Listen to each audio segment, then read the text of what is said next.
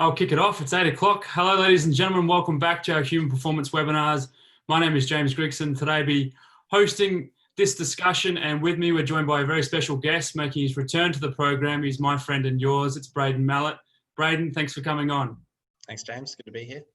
So Braydon is a sports science consultant here for Fusion Sport, has worked across professional sport teams, the military, had an integral part in the Australian Institute of Sport and the New Zealand Olympic Committee, and also has just got back from his time and stint over in Europe. So he's bringing a lot of experience to this webinar. Typically in these webinars, we're looking at best practices for athlete management systems or athlete management solutions. But today we thought we'd take some of your time that we have today to go through our new periodization widget, a new addition to the dashboard builder, which all of our clients will have as of now. So this is out, this is on the builder. For people that are watching this today that don't have builder access, please get in contact with your Smartabase consultant or get in contact with your point of contact at your organization to discuss this. This is more than just a widget. I'm very excited about this. It pretty much, if people have used the system for a while, we really feel this is going to start replacing the yearly plan module within the solution. And what we've got today, we've got Braydon on to show through a couple of examples and best practices to be able to use this widget. This has been out for, our guys have had their hands on it for about 4 weeks. So Braydon's got a few examples here to take you through some of the things that we've been able to think of in about 3 or 4 weeks and being able to put together. So we hope that this gives you some inspiration to get going and get your own periodization widget on your site and your solution, and move away from Excel and have it all centralized. And if you have any questions, please use the chat function, please use the Q&A, please stick your hand up. We'll address them at any time because we want to hear from you. So again, this is not our typical programming. We're not looking at best practices for athlete management. We really just want to showcase and highlight a new periodization widget within the Smartabase platform. So with that, I will hand it over to Braydon. Thanks, James. So while I'm just getting another dashboard set up in the background, one thing that as James said, the idea behind this widget is that we're looking to use it as hopefully as a replacement to the yearly plan module that we have in the system. The yearly plan module, while useful, is sometimes can be a little bit difficult to interact with if you're not used to using it. So this one should allow for a lot easier data entry as well as editing, give you a bit more freedom as well. And it ties in with our dashboard builder, which makes things a lot easier too. So just a quick look at the widget so we can get an understanding. What we have is across the top, we have our timeline.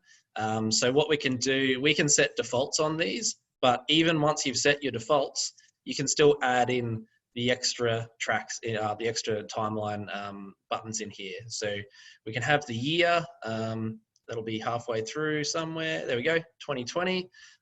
We have the months spanning, then we have the weeks and the days. So like I said, we do have defaults and we can turn them off to make it a bit nicer to look at, but you can still jump in and turn them on as well while you're using it. The other thing we can do is if I just scroll across for a bit, we'll see we're down here in January. If I click the today button, it spans me right across. Now we've got that line coming up here. As you can see, the 7th of August, it'll just take me straight to it, which is quite handy as well. We can also zoom in.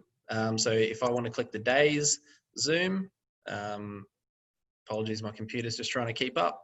You'll see that it's zoomed in a bit closer, so we can see the individual days a bit easier. And then if I want to zoom out, we click, say, the months, for example. Then we can see that's zoomed out a bit further, and it gives us a bit of a better look at an entire month rather than just an individual day. So again, this is something that we can set the defaults of, and depending on what you're trying to do, we can default it, but you can still change it while you're looking at it to get a better, closer look. So the other thing, so obviously we've got the dates running across the top. Then down the left-hand side, we have our what we call tracks. So a track, you could almost think of an event form or some sort of data that you're wanting to show. So we have here the season phase and then home and away games. So if I skip back towards today, we can start to see that we've got our season phase here for the regular season or the off season. And if I go back a bit further,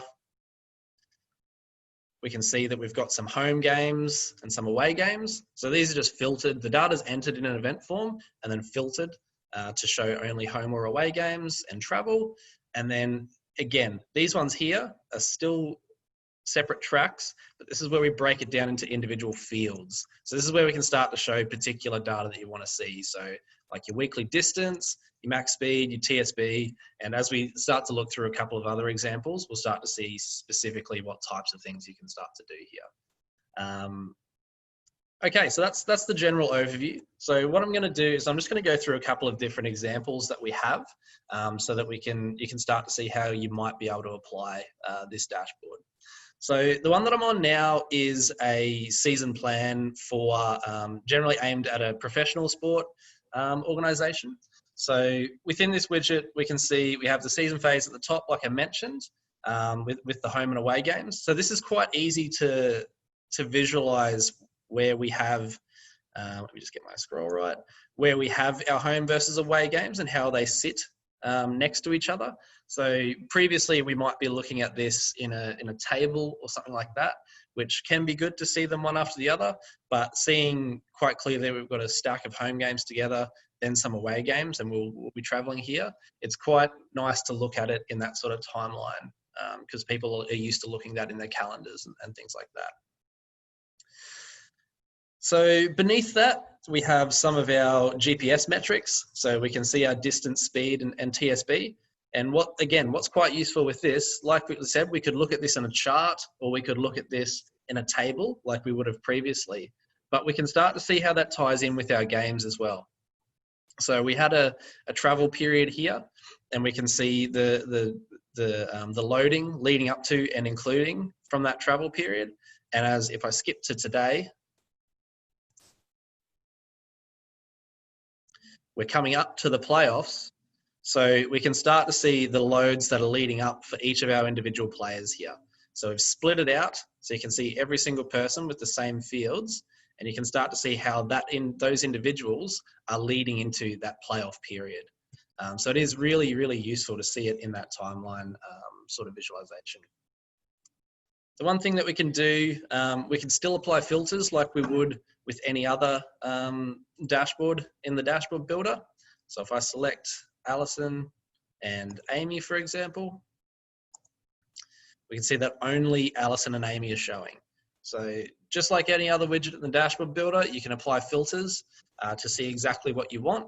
You can also apply custom filters that you don't interact with that can start to break things down by home and away game, for example.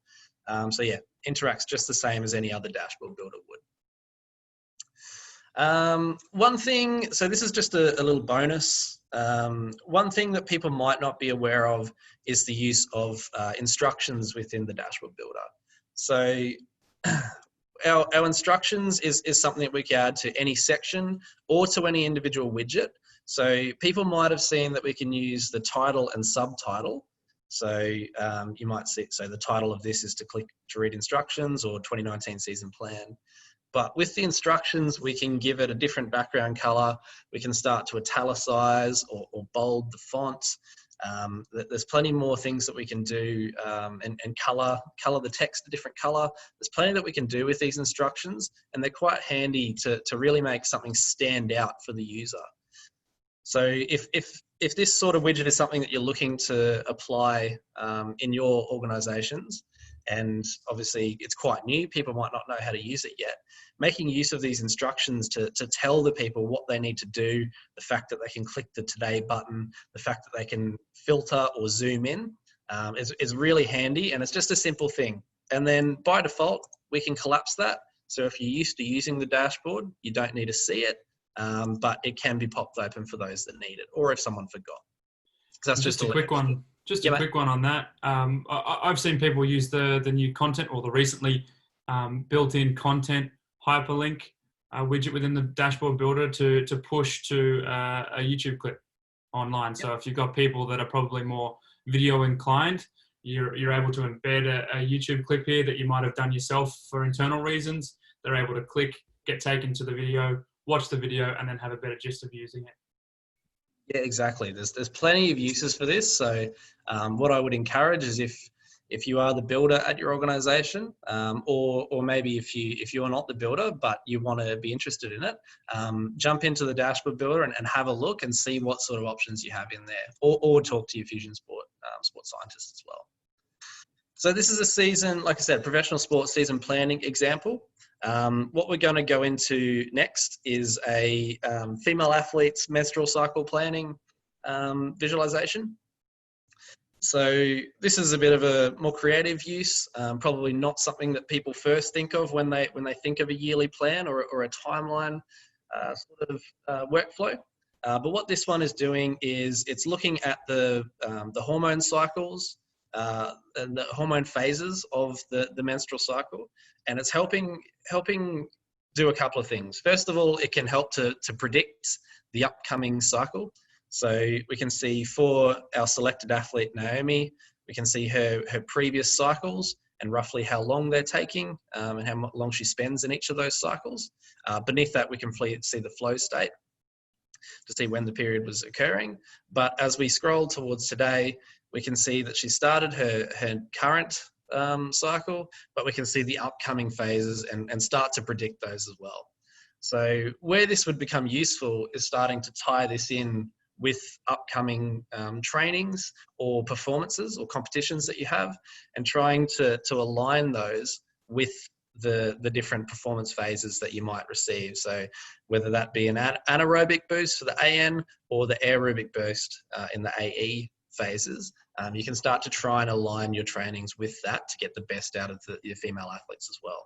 So that's a handy little one that, that people may not have thought of before. So the cool thing with this workflow is that the previous one that we were looking at requires a little bit more time to set up to make sure that we've got all the games in there and they're all aligned correctly. This one has a very, very, very simple data entry workflow. So if I swap over to this one, this would be our athlete's mobile facing dashboard. So they can come in and see where... Braydon, yeah, mate? We can't see that mobile. Oh, yep. Okay. 1 second. Could be the settings that I had on the share. Let me know if that's coming up now, mate. We've got, it's podium ready. We've got menstrual health tracking. Is this women's health dashboard? Yep. Excellent. Sorry about that. No problem. So as I was saying, this would be the mobile facing dashboard. So the athletes can see their previous periods coming in here, and then the predicted upcoming cycle. So if they start a new cycle, they can just click on the day, go to record, and say, yes, new cycle, and there's the flow. It's as simple as that. Now, these are extra calculations that happen in the background, which we would not have visible to the athletes when they're working, but just so that you can see that that's how this works. But all they would see is yes and new, and then that would then take us an update to bring their new cycle coming. So if they cut the other one short, they can just start again, and here it is. So that only takes 1 day for us to get this visualization, essentially. So it's a really, really good thing to see, really informative, with only one single data entry per month. Pretty cool. So the next one that I'm going to jump into, we looked at a professional sport, we looked at a professional sport planning. What we're going to look at now is something more aligned to Olympic planning or individual sports. So that might be things like athletics or swimming, for example. So this widget, being more for individual sports, has been designed to be a lot more individual athlete facing. So right from the top, we have our athlete selector and our date period that we want to look at. And it's going to be a lot more broken down than the team sport example, where we could just see the GPS metrics and split out by each individual athlete, broken down like that. This one's going to be more looking at different types of data, all for the same athlete. So again, very similar to the previous one where we can see the different competition phases or S&C phases. So we got the strength phases here, as well as the general training phases, different intensities, and upcoming competition. As we scroll further down, so having multiple periodization widgets in the same dashboard can be quite handy to have. So rather than just tying it all in together and having quite messy, I've found with some of the workflows I've built that if you split it out, you can really focus on things that are important and tie together well, and then look at other things in another widget separately. So here, similar to that team sport example, we have more of our numbers coming through. So for our S&C phases, as well as our expected versus actual loading. So we can start to see that there. And then like you would any other dashboard, you can start to tie in other widgets. So we have a time series chart here with some bars and areas. Now, like I said, it's all well and good to see these here, these values, and you can start to tie them in with the different phases and see how they tie together in the timeline. But sometimes it's hard to beat a good old trusty time series chart where you can see the bars and compare to the day-to-day. So yeah, your dashboards don't just have to be this widget. I highly encourage to tie them in with other types of visualizations as well, where necessary. I just saw a couple of, can you? Yeah, just that was a question. You talking about questions, Braydon, or yeah, you've got some other? Yeah, that was just a question from internal, just a Fusion staff member asking the question. No, so yeah, that's okay. Cool. Is there any other examples or elements of this that you would like to show? Yeah, so I've just got one more example that I want to show. So this is something more internally that I've built for myself. So this is something that I have actually started doing project planning for the clients that I work with inside of Smartabase. So if we click in here, we can see different clients that I work with. I'm not going to click into there, so you can't see what I'm doing with them, and I'm sure they wouldn't want to share. But for an internal project, we can see that the project that I'm working on and the individual pieces that break this down. We can see it colored by the different status of those individual pieces. So the color can really be informative for you. And then I've then broken that down with an extra section using tiles and tables. Start to see the individual project that I've selected and the pieces with a bit more information here. So ones that I've completed and ones that are upcoming. So this doesn't have to just be sport specific data. This can be used for things like logistics, for race planning, for sport data, for project planning. So this is just a quick example that yes, you can use it for other things. It doesn't just have to be for sport and competition data. Cool, that's all the examples that I wanted to go through, James. Is there anything you wanted to add before I jump into a wrap up or we go to questions?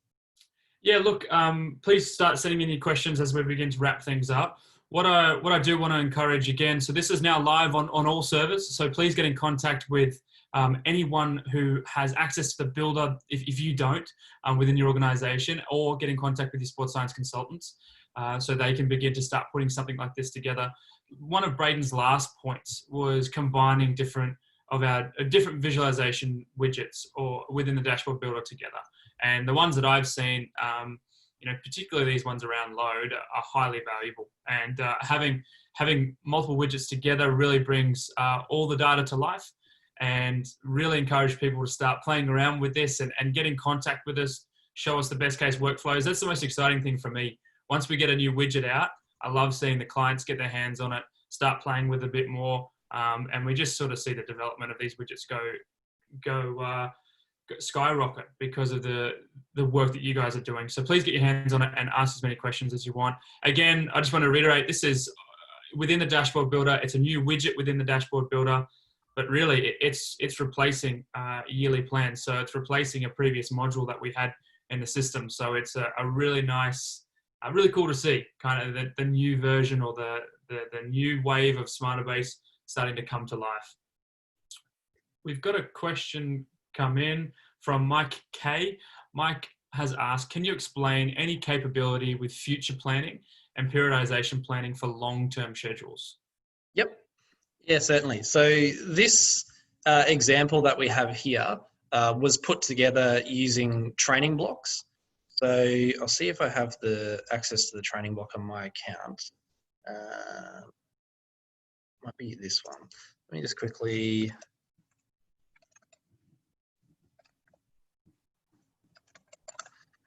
Copy it across. So for those that haven't seen this before, this is our training blocks module. So this is where we can start to look at planning long term. You can set up a template that can be used repeatedly. So the widget, the Olympic planning widget that we were looking at, this is using our training blocks module. So this is where we can start to plan multiple days at once. So this one's quite long. This one was done individually, so probably month by month. This one was set up to do. Now that's not how you are required to do this. You could look to do this with smart saves, so you could have automatically saving records that can start to piece them out if you want to. But yeah, basically there are multiple ways of doing your future planning. Within, I guess, with the widgets themselves, there are, to get to the same visualization, there are multiple ways that you can do it. So you can have one record per day, and when the records have the same value, you can get them to aggregate the boxes like this. That's one way of doing it. Or within the one event form, you can have a table where you put the start and end date of each event as a different row within the table, and it will give you the same result. So the widget is quite flexible in terms of multiple ways that you can put together your event forms to suit your data entry workflow for it to then fit into a visualization like this. But yeah, in terms of for future planning, as long as you put your start and end date of the events that you're planning, so whether that be in a table in your event, in the one event form, or if you're creating multiple events ahead, whether that be individually or using the training blocks that we saw just before, as long as you have that start and end date in there, then we can start to visualize this in the future. So like you can see in this example, the red bar is today, and I'll pop in the days in here just so we can see that, 7th of August. And because we have the start and end date of the future data, that's all populating in here. So there are multiple ways to do it. And if you are looking to do it, I encourage you to speak to your sports scientist to help you understand what might be the best way to do that. Fantastic. Jesse Green has just asked, g'day Jesse, good to have you back on, asking about what does the data entry workflow look like for entering records that populate the widget? Braydon, obviously the yearly plan would be a nice one, but I'm sure, I know there's other ways we can do it, so go ahead, my friend. Yeah, so like I said, there's multiple ways that we can build your event forms so they end up at the same place. So like I said, having a table in an event form, having multiple entries separately that are consecutively dated, whether that's automatic saving records, which we call smart saves, that run in the background to get them to populate like that. With the menstrual planning workflow, as I mentioned before, the data entry could be that this dashboard is populated automatically with our calculations, and then the athlete just selects a day in their athlete dashboard. They click through, click yes, and save, and they're done. So the data entry to get these in here can vary depending on what you're looking at. So if we scroll down to this example where we have our expected workload and our actual workload, this expected workload would be entered in our strength and conditioning form. So our S&C coach could put in the plans ahead of time, and then the athletes can come in and fill in their actual results to populate that as well in the separate form. Basically any of your event forms that you've got now that you use for any data could be used to display in this widget if you want to. The things that make this widget really powerful is, if I scroll up a bit further, where we have our bars spanning multiple dates. So that just requires either your events to be consecutive dates so that with the same value so that they combine like that, or if you have a start and end date in your form so that we can tell it how far to span. That's what really makes this powerful. But as you can see, we can have individual blocks coming in, and that's just the daily entry of the athletes or the coaches here. But for me, it's good if you're only tying that in with something above. Otherwise, looking at a time series chart like this might be a bit more useful to start to see the day-to-day comparisons. Hopefully that answers your question there, Jesse. Yeah, and Jesse, it seems obviously depending on the workflow, you'd go to a different area of the system, but it seems like it's a kind of general. You could get an integration to feed some of this as well, like Braydon had said, like through the expected workloads and actual workloads, and then obviously the athlete putting in information. So any sort of traditional way that data would be entered, there's nothing different about it. It's just really going to be workflow dependent, the way that data is going to be populated. We have a question. Actually, we'll stay with Jesse. Sorry to the anonymous who just popped one in. We'll go Jesse again. He just said, are there click-through capabilities for driving edits via the dashboard? Yeah, certainly. So that's actually what I did just before, if you saw that. So if I want to click on this exact record here, we brought up the card to see more information rather than that just one value that we can see. And then I can click Go to Record, and that takes me directly to the record that was in here. So yep, certainly same sort of click-through capability as any other widget that we've got in the dashboard builder. If you're wanting to do click-through for future records, you do have to have that event already created. So like I said, if we have this in a table in an event form, then it'll take us to the table. Otherwise, you will have to future plan those records. So using things like the training blocks module, where you can plan multiple weeks or months ahead of time and then come back and edit them if you need to. That's one way of doing it. Or entering them one by one, whatever's going to be most easy for you. But yeah, the data does have to be there for it to show. So you will have to have the record created for you to click through and edit it. Yeah. Great. We have an anonymous attendee right through. Hey, Braydon and James, how would you envision the workflow for players across multiple squads?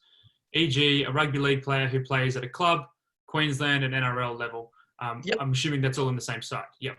Yep. So Yeah, so again, depends on what type of data you're wanting to look at. So let me just swap back to the professional team season planning, because that might be a little bit more relative to what we were wanting to look at.